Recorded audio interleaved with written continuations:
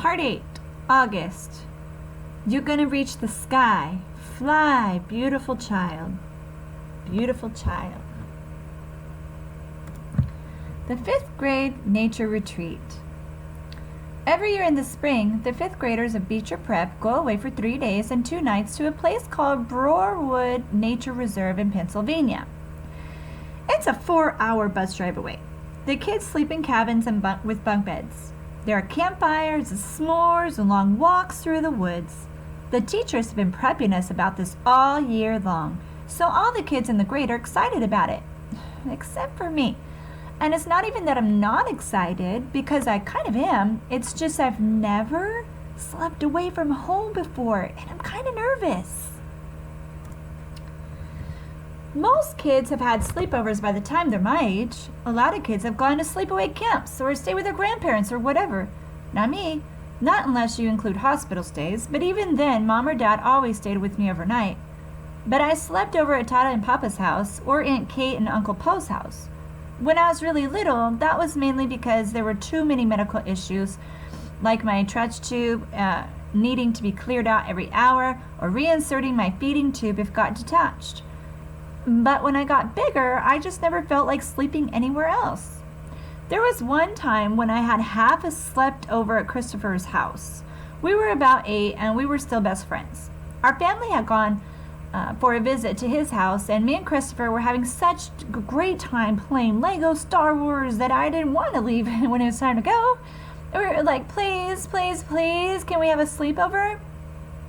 So our parents said yes, and Mom and Dad and Via drove home.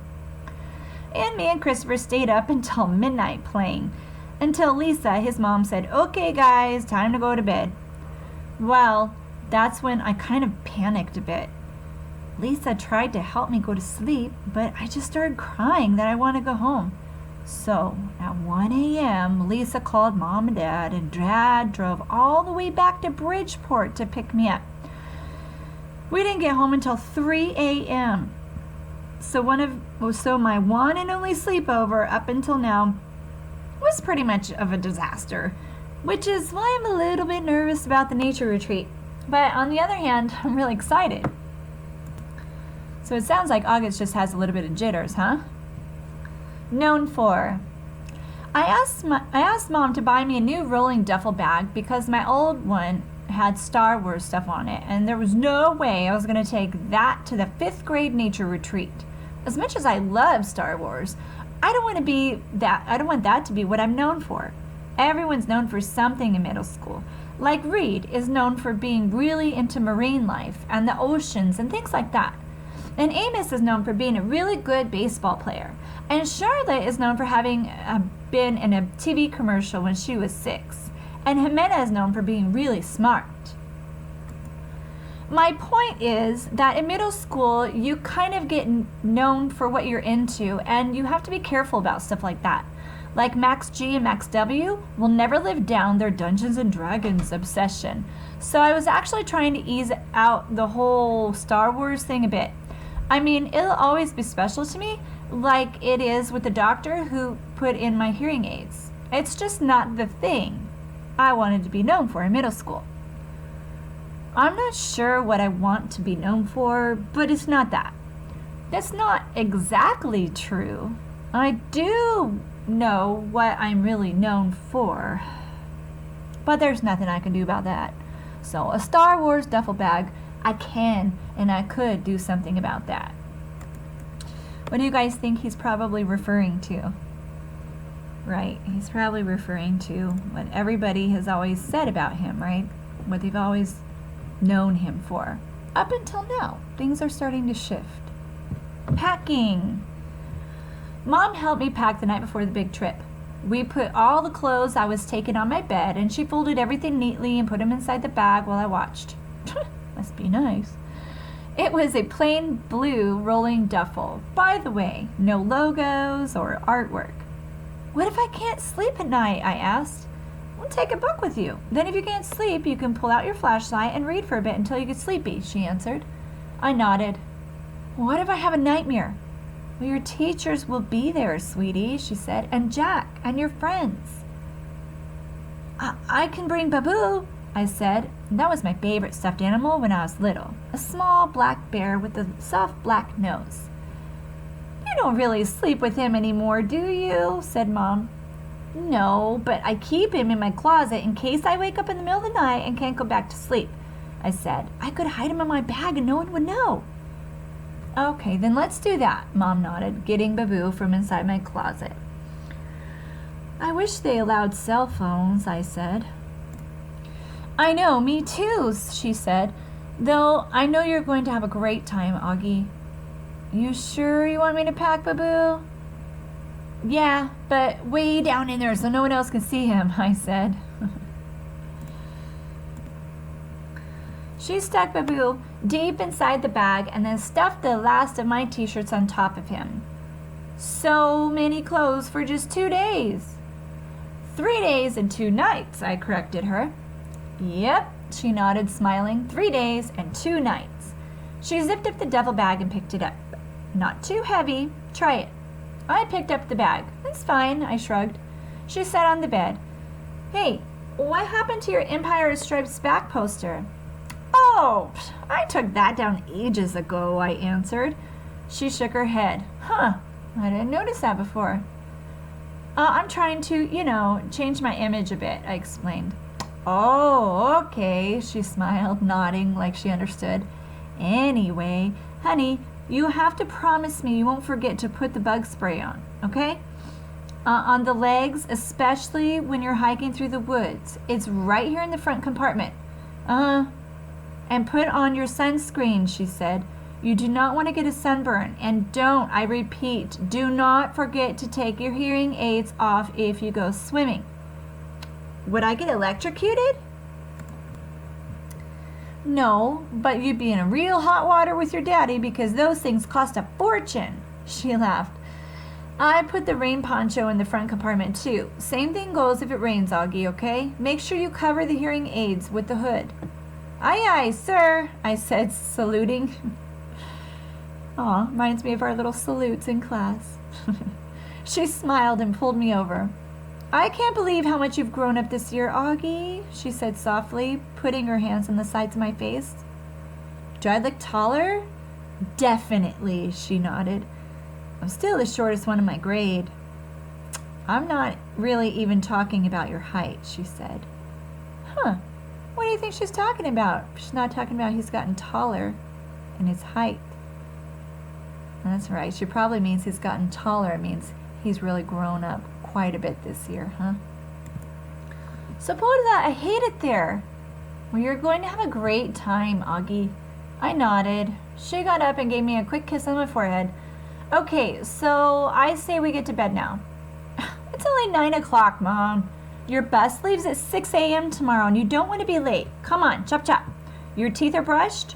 I nodded and climbed into the bed. She started to lie down next to me.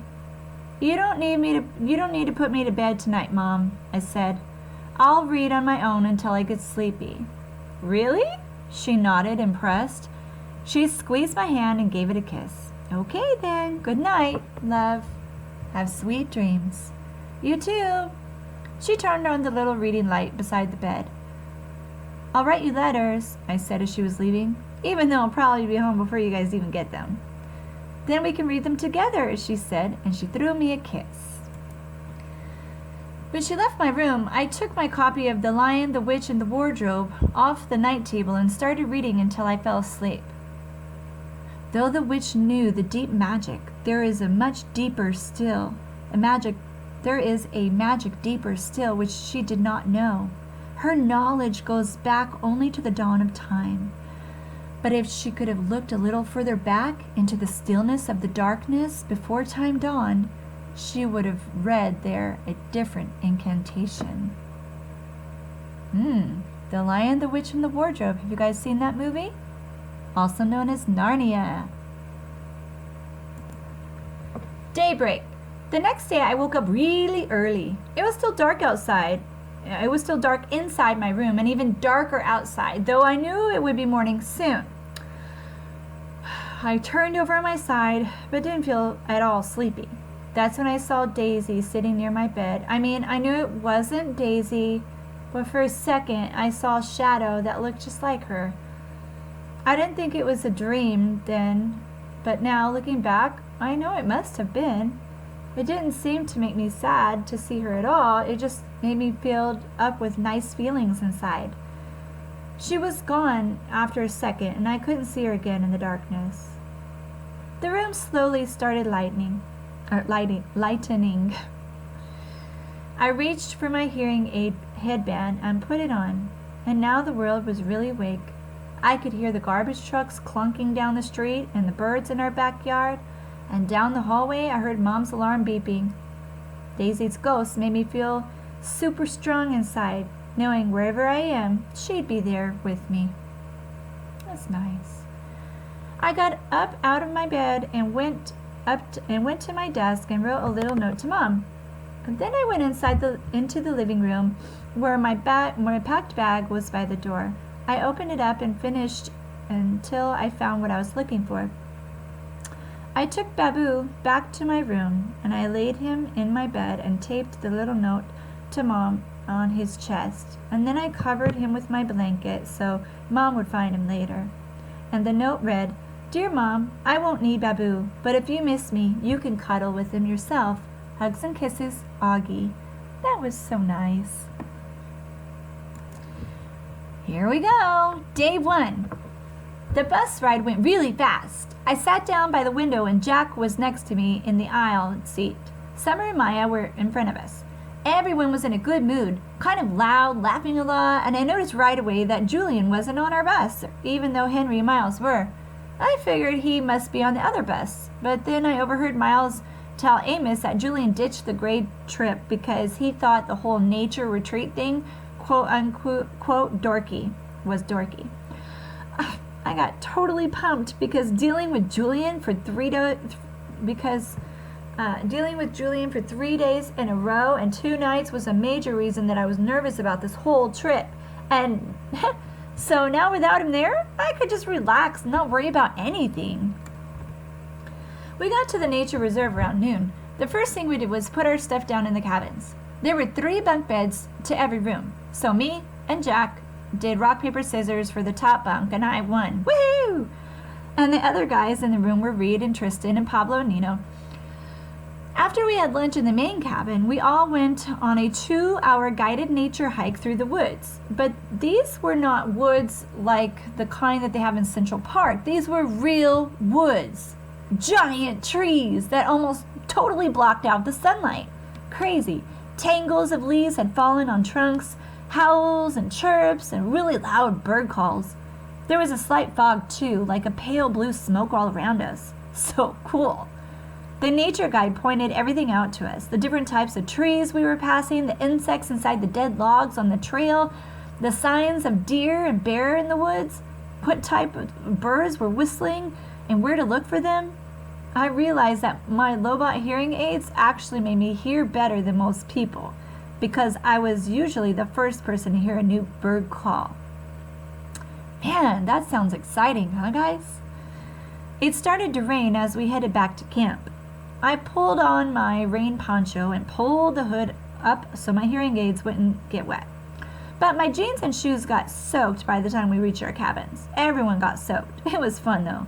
We had a wet sock fight in the cabin. Ew. Since it rained for the rest of the day, we spent most of the afternoon goofing off in the rec room. They had a ping pong table and old style arcade games like Pac-Man and Missile Command that we played until dinner time. Luckily, by then it had stopped raining, so we got to go have a real campfire cookout. The log benches around the campfire were still a little damp, but we threw out our jackets over them and hung them out by the fire, toasting s'mores and eating the best roasted hot dogs I've ever tasted. Mom was right about the mosquitoes. There were tons of them. But luckily, I had spritzed myself before I left the cabin, and I wasn't even eaten alive like some of the other kids were. I loved hanging out by the campfire after dark. I loved the way bits of fire dust would float up and disappear right into the night air, and how the fire lit up people's faces. I loved the sound the fire made too, and how the woods were so dark that you couldn't see anything around you. And you look up and you see billions of stars in the sky. The sky doesn't look like that in North River Heights. Why do you think that doesn't look like that in North River Heights, guys? Because it's a city, so it's got lights that kind of block out the natural stars in the sky. I've seen it look like that in Montauk, though, and like someone sprinkled salt on a shiny black table.